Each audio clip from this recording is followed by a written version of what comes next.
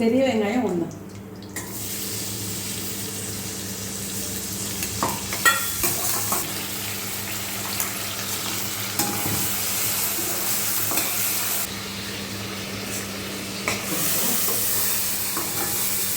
வந்து 2 தக்காளி, சின்ன வெங்காயம் ஒரு 4 போட்டு அரைச்சிருக்கேன்.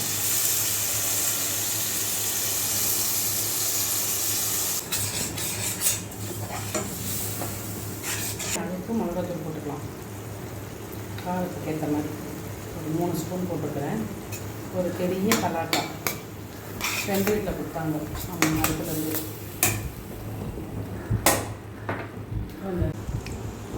இதை போட்டுக்கலாம்.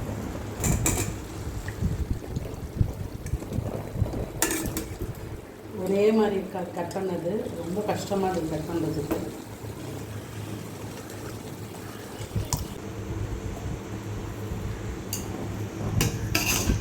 மிக்ஸ் பண்ணிவிட்டு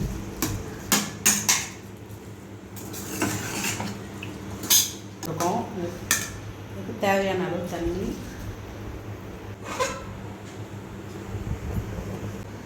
இந்த பலாக்கா கிரேவிக்காக தேங்காய், முந்திரி, பாதாம் இப்போ இதை அரைக்க போகிறேன். இப்போ இந்த முந்திரி, பாதாம், தேங்காய் தண்ணி ஊற்ற வேணாம், இது கிரேவியாக தான் பண்ணுறோம், குழம்பு கிடையாது.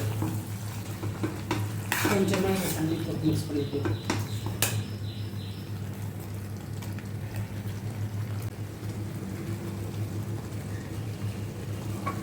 பலாக்கா கிரேவி ரெடி.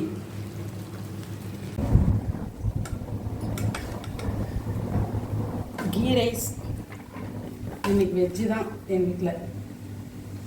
ஏன் வெஜ்ஜுன்னு என்ன சொல்லுங்கள்.